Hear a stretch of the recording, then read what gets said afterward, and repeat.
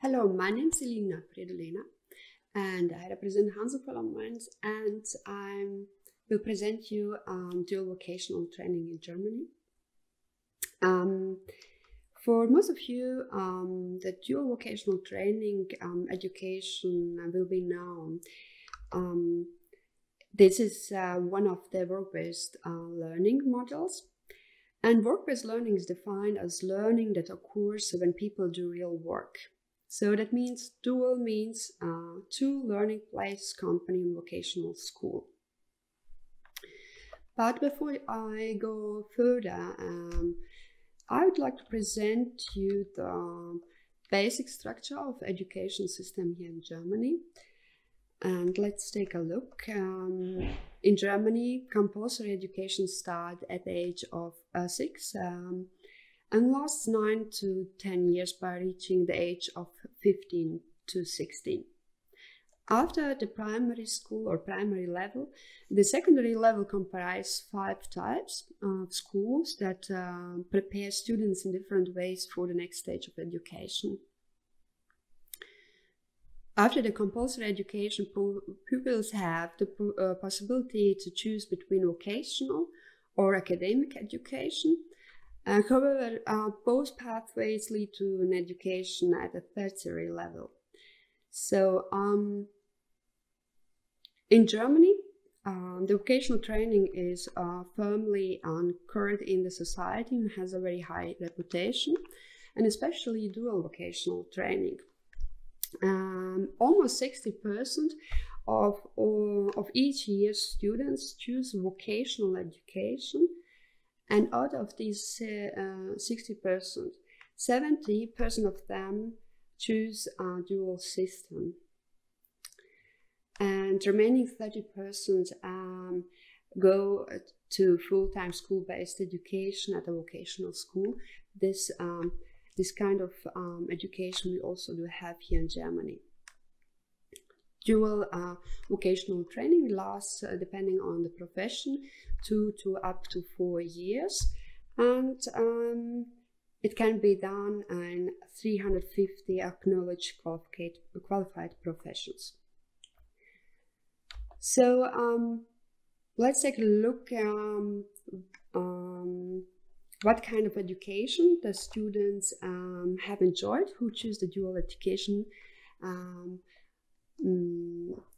The dual education, so that the most of them, 37.5%, had a secondary school or equivalent education.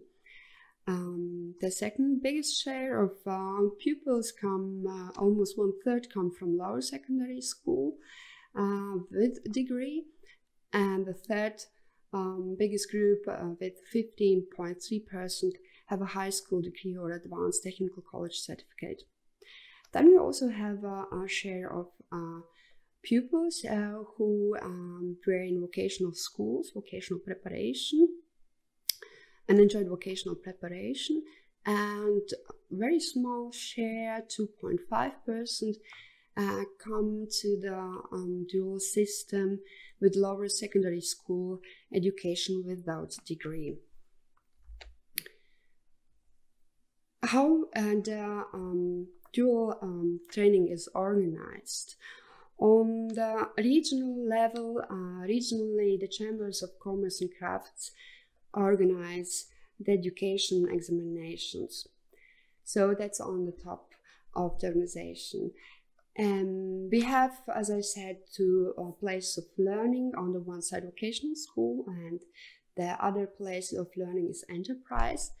And the teaching plans for schools and training plans for companies have to be actually be coordinated between the vocational schools and enterprise. It's not always easy in reality, but in the best case, it should be done that way. Let's take a look at the task of the chambers and dual system. We can identify 2 main tasks. The chambers have advisory competence. They advise companies and trainees during the whole training period. They monitor the implementation of the training. They also adapt examination regulations, and they also carry out exams. So this all happens on behalf of the state. The next one, the agreement structure, that's specific for Germany for dual system, that the company has with the trainee employment contract, and the chambers have the task to register and monitor this contractual complaints. The dual system, dual training, can be offered in day form. For example, at 3.5 days in a week, the trainee visits the enterprise for practical training, and 1 to 1.5 day at the vocational education takes place in vocational school and classroom. And then we have the other example of block form, so that there are bigger blocks. So for example, 6 weeks, the practice takes place in enterprise, and then 1 to 1.5 week training takes place at school. So that we have the practice part 70 to 80% out of the whole training, 20 to 30% theory. In Germany, the day form is the most popular form. The dual vocational training is offered. Basic elements of the dual system is a school as a learning place that offers traditional learning, theoretical knowledge, company for work-based learning, and the trainees attained practical knowledge and capacity to act. And dual vocational training means lifelong learning. Dual training responds best to the changing work environment, ensures education and employability, and stays for a common educational mission. Content of the vocational school, as I said, 1/3 is the general education. Content, for example, economics and social studies, foreign language, communication, and so on. And 2/3 of the training is profession-related contents. For example, in industrial technical vocational school, that would be technical mathematics. Dual system tests to be carried out within the framework of the training. As I said, depending on the profession, the training lasts up to 4 years. And during this year, this training time, students have 2 exams. In the middle, uniform midterm review, and at the end, uniform final exam. And the chambers are responsible for implementation and organization of these examinations. The specifications, especially for handicrafts, is that trainees can acquire practical skills that they cannot learn in companies, in workshops. In education technology, centers of the chambers, so to speak, intercompany learning centers. This is third learning location. This is offered for companies or professions, especially for companies who, for example, have not used technologies that they should have to train the trainees. And the other thing is that each chamber of crafts defines itself which course it offers for apprentices, because of the different requirements for apprentices in the different regions. And dual training guarantees every trainee a very high level education. Here, just for you to imagine, as I said, that each company have an employment contract with a trainee. So that means also that the trainee during the training earns money. So here are the allowances per month. These are very different and depending on the federal, state, sector and collective agreements. So these are training allowances are from the year 2020.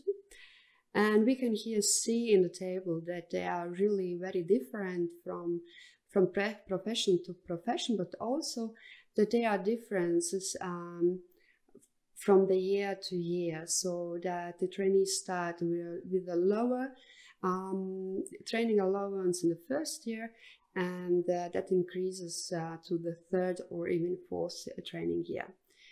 For example, hairdresser earns in the first training year 412 euro, and plant mechanic 1,009 euros. Because for in-company training, this is always a very prominent question from the companies. Who pays the trainee for the training? Why, as an owner, why should I do this? And for the first, if you look in the craft sector, the training for one trainee for the whole training, 2 to 4 years training, the gross costs are 40,395 euro.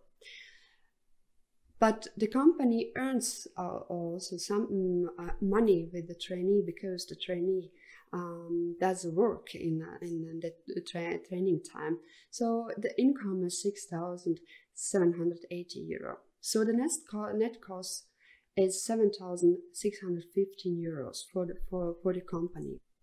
The net costs especially for small and medium-sized companies is a lot of money.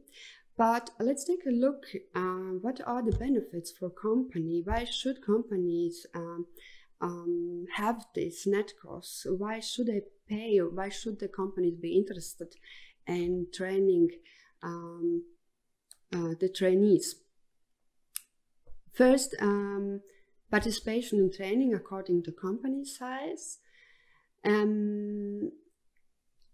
All in all, 2.1 million companies in total take part in dual training in Germany. This is almost one third of all companies in Germany. Small, medium-sized enterprise up to 9 employees make a share of 16.5% of companies. A bit bigger SMEs up to 50 employees make a share of 46.9%. Companies 50 to 499 employees make a share of 70% of all companies, and the bigger companies, the great companies, make 93.3%. However, having in mind that small, medium-sized companies make more than 90% of 99%, I think, of all companies in Germany.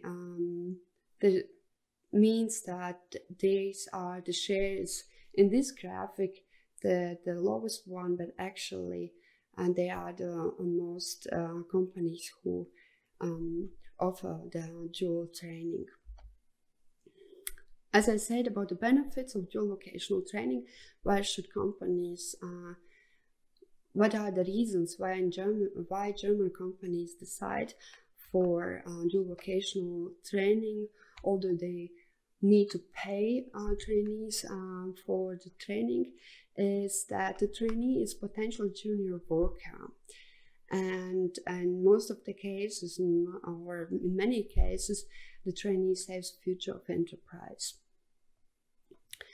In these 2 or 3 or 4 years of training, the trainee gets to know the whole organization of the company, all the work and tasks.